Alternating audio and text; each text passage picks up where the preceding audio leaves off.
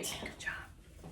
Good morning, everyone. Welcome to Toad TV. I am Mary Beth. I'm Helen. We are the creative hands and minds behind Toad Hollow, and today is Monday, October 24th. It is gray and rainy. COVID has stolen yet another month from our lives. Yeah. It is a gray and rainy day here, and we at the Graham household do not like gray and rainy days because it means that Hugo doesn't get to go outside as much as he likes. Which means Hugo needs to be entertained. Right. He's at our feet right now. He's so sad. He's such a love. He really is. They're both at our feet. Hugo and Drew are both here. I gave him a bone to, and it was like I just placed this huge burden on him because he had to take it outside and bury it. And it was raining. And he doesn't like to get wet. And he just went outside so dejected. And I'm like, why don't you just stick it in a flower pot and come right back inside? And it was, He can't do that. He has to find the perfect spot. I mean, his head was down.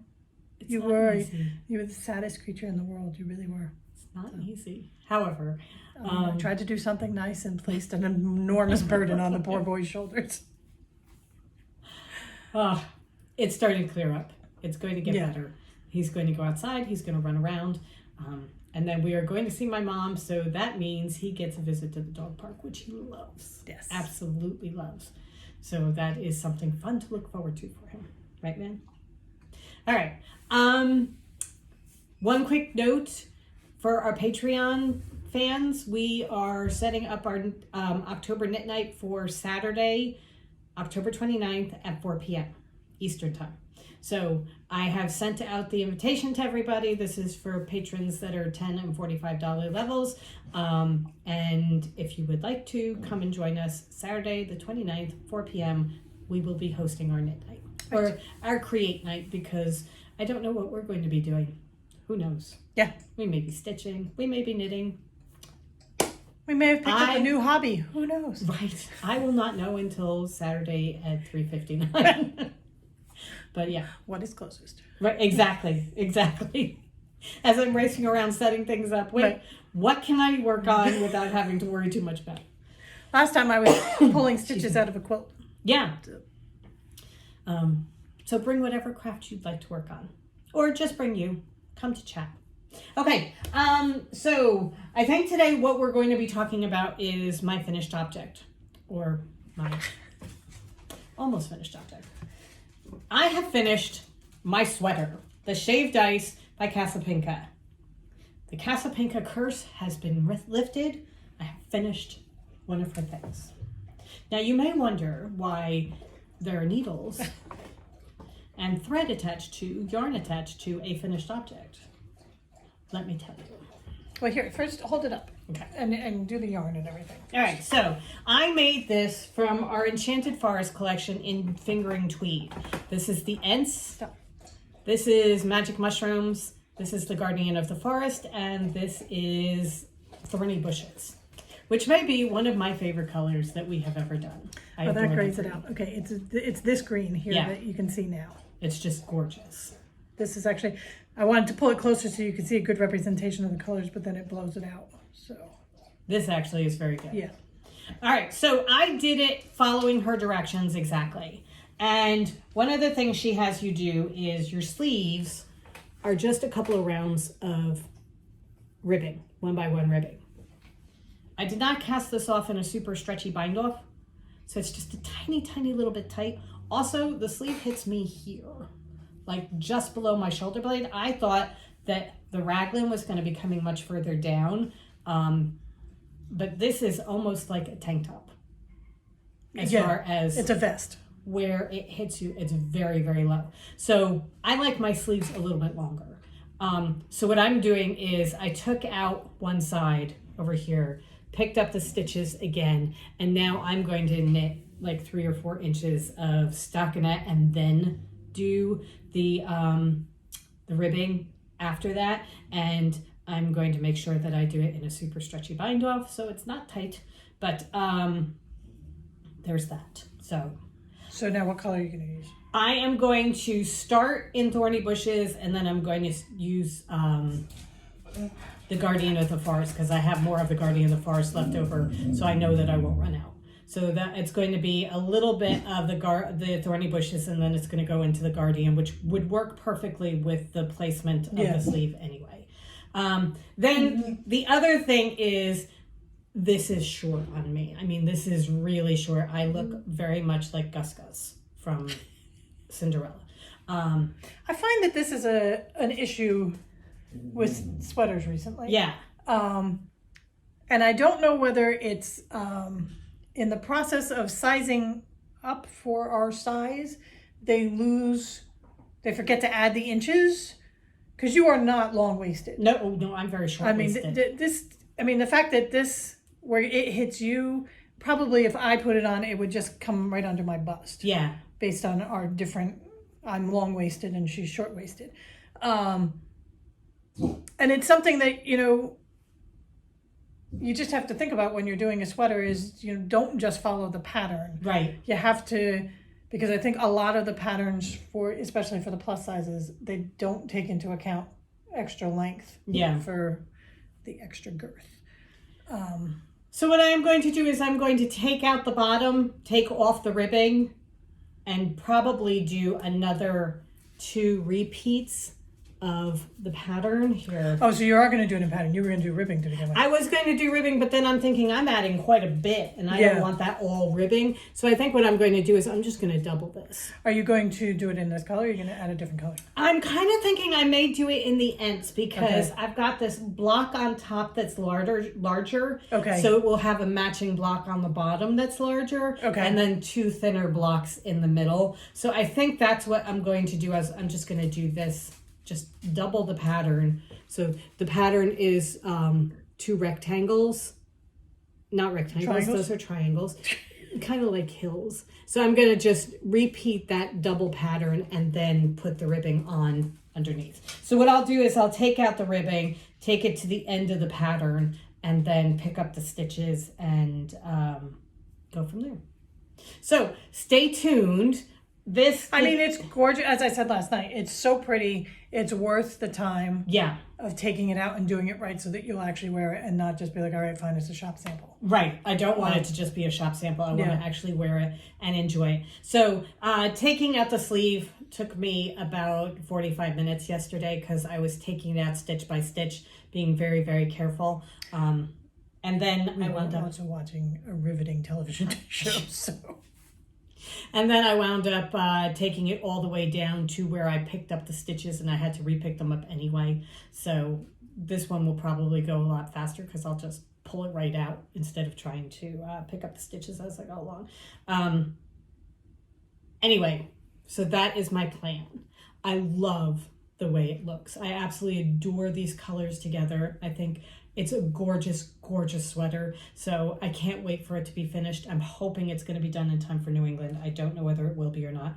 I may be wearing it with the bottom on temporary needles, But we will have it in our booth, definitely. Yeah. And 1 skein of each of the colors is more than enough for me to make my size. So 4 skeins of yarn. Piece of cake. With extras of these. Yes, right? Lots of extra. So that's where I am. The saga of the sweater. So the Casapinka, I did finish it, but I'm making alterations. We shall see how it goes. When you're making something and you think, oh, because you've been saying all along, I think this is going to be too short. I think this is going to be too short. And that's the problem with going bottom up. Because you've already done your ribbing, so that you're like, oh, where am I going to add? If I'm going to add, or do I just go and do the top and see? And by the time I've gotten there, I'm like, oh, I'm bored with this. Split for the sleeves. That's my problem too. Sleeves and go. Is that I finish and I'm just like, I know it's going to be too short, but I'm just going to finish because I'm done and I'm ready to move on to the next project. Hold, please. So there was a crash that we're still not quite sure what it was. We have to go find out. So it wasn't Hugo that we know of. The poltergeist made it back. Hey, babe. Drew's here telling us it wasn't her. All right. So that is sweater update. Yarn update. We finished the 6th and final day of our epic dye days. Right. Everything that we had planned has been dyed and washed, and it is now drying. Helen has been posting this morning about our next step, which is twisting and labeling. So we're going to do some of that today before we leave for Montclair, because we have many skeins of yarn to twist and label. We figured we dyed 900 skeins of yarn last week. Yeah, it was over 900. So we have all of them to do and get them ready to go. They will be shipping maybe next week. Some maybe next week, and the others the following week. Right. We have one more. Yeah. One more dye day. So if you haven't seen your color in the stories being dyed yet, that's why we still have one more day that we're going to do when we get back from our trip. Then with New England and everything, we'll get some of it out, but then when we get back from New England, the advents will be finalized and sent out, and the rest of the pre-orders will go out. Right. So that is our it's going to be a push to get it all out of here. Right. And the New England Fiber Festival is not this weekend, it's the following weekend. November 5th and 6th, I think is what it is. Right. Whatever that Saturday, Sunday is after. Hopefully you will be coming to see us. Right. If you're in the area. It's in Springfield, Massachusetts. Yes. And it's a really fun show. It is. We loved we did it for the first time last year and really enjoyed it. Mm-hmm. So we're looking forward to that. And it's our last big show of the year. Yeah. Yeah, we have one trunk show left and then that's it. Yep. Winding down. Yeah. However, so we are going to be twisting and labeling yarn. That is the big thing. And I have no idea where I was going with that. I'm sorry. Kind of petered off. We saw a really good movie this weekend. The School for Good and Evil. Yeah. It was much better than I thought it was going to be. I thought it was going to be more little kiddie. I mean, it is young adultish, but it's fun. Yeah, a lot of fun. Well done movie. And Mary Beth finished a book. I was going to say, I finished a book which is in contention for the best book of the year. Possibly dethroning the best book I've ever read. Yeah. It's called Lessons in Chemistry by Bonnie Gorman, and we will be having a full wrap-up on that. It's Garmis, I think. Oh, Garmis, you're right. Yeah. You're right. Bonnie Garmis. We'll be having an episode that is just that. If you have not read it, I strongly suggest this book. It's I read fantastic. Also, before Mary Beth, and she would ask me, how's it going? I'm like, it's a good book. Yeah. And I couldn't say anything about it to her. It's such a good book. It is. It's a fantastic book. And I noticed that Barnes & Noble sent out their... I saw that, yeah. Their top 20, or their top books for 2022, and it is in contention for best book of the year for them too. So we are in good company. It is just, if you have not read it, put yourself on the waiting list at the library or get it. It's wonderful. Yeah. It really is wonderful. Everybody needs a little bit of Elizabeth Zott in their life. Yes. Yes. We all need to be a little bit of Elizabeth. Yeah. It's just, oh my God, this is such a good book. Yeah. So we will talk about that on a later episode. Okay. So, and now I have just started and put down another book that just hit me all wrong. It's like, you know how when you finish a really good book, sometimes it's hard to find the next book. And this one was very wrong. But you picked it specifically because the author that it's by, you expected a light and like fluff, not fluff, but funny and light. No big stakes or anything like that. And from what you said, it's just really rotten people in it, and I do not want to read about that right now. Toxic masculinity. Yes. And after the book you just read, toxic masculinity, we ain't got time for that shit. Good. It is not good at all. So so I have put it back into the bookcase to be done at a different time. And I am moving on to something else. I don't know what yet. I have to find it, but I will find something. You should pick up like Grisham.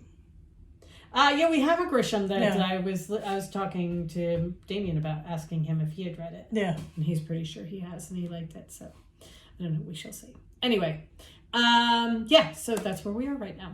Okay. I think that's pretty much it. It's going to be a short one today because we have yarn to do, and then we're on our way to Montclair. Right. And then we are headed away. Yes. Very excited. Very, very excited. All right. We hope you guys have a wonderful rest of the week. Go forth and create. And we will see you probably on Friday or Saturday. Yeah. And if you're a patron, we will definitely see you on Saturday, 4 p.m. Eastern Standard Time.